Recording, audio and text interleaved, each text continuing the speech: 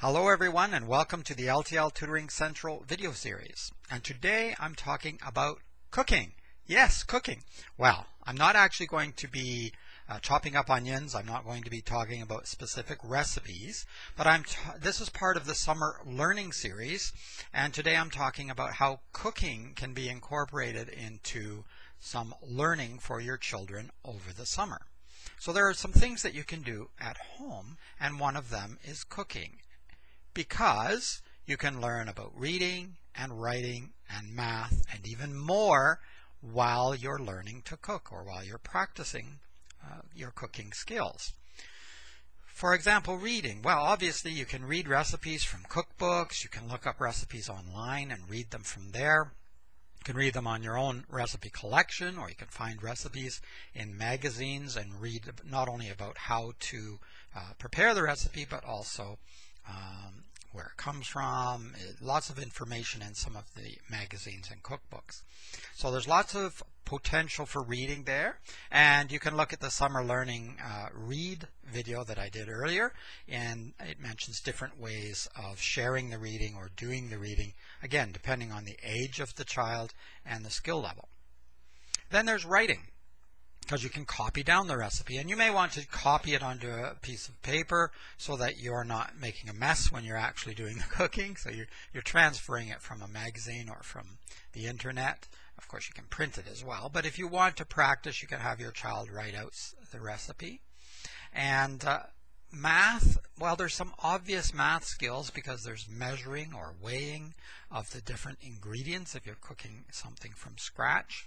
But there's also the temperature, and there's also timing. So time, temperature, measuring, all of these have to do with mathematics. And of course, if your recipe is going to produce too much, you may want to cut the recipe in half. So there's some division skills there. Or you may want to increase the recipe. Maybe you're having a party or some guests over and you want more than a dozen cookies. Maybe you want 4 dozen cookies. So you want to increase the recipe. So you'll be multiplying, you'll be increasing the volume of the ingredient. So you can be dealing with fractions, dealing with multiplication. If you're cutting it in half, you're dealing with division. So you can see there's lots of potential math skills included, as well as reading and writing or printing. And you can have the child create his or her own cookbook, or put it in a binder, or have a recipe box with their own favorite recipes in it, and that way they're writing out the recipes, organizing it alphabetically. There's another skill, and or organizing it by meals, you know, the desserts or the dinners or the breakfasts or the lunches, things like that. There's different ways of organizing, so there's organizational skills.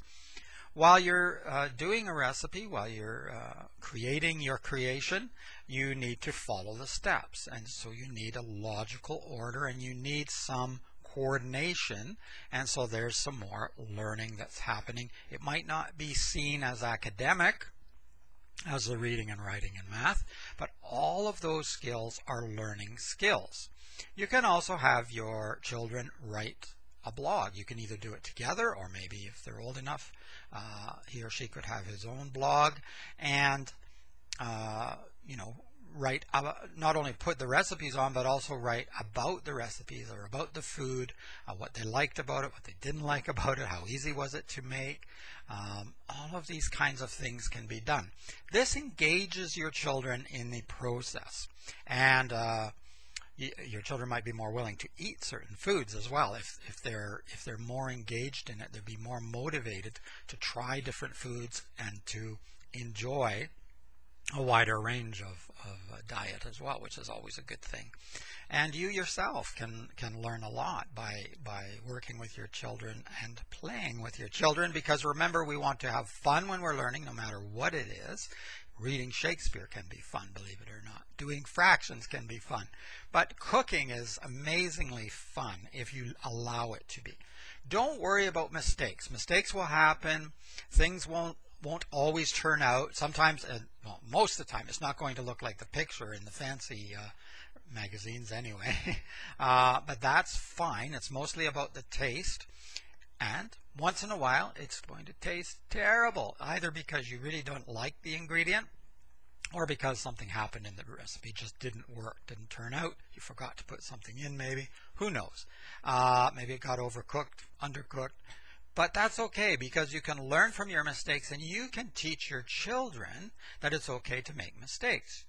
Take a deep breath, you move on, try to discover what went wrong, and learn from that. Maybe you're never going to try this one again, or maybe you will, and the next time it will turn out.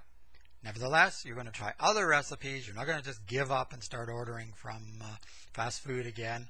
You're going to actually move past the mistake and use that error as a platform for learning something new. That, again, is another learning experience.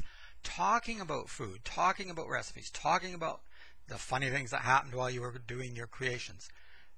Oral communication, being able to express themselves, all very important skills. So don't forget that you can do that as well. So there's many, many things you can learn by cooking together. Not only that, but you can have fun and build your relationship as well. So those are not bad things.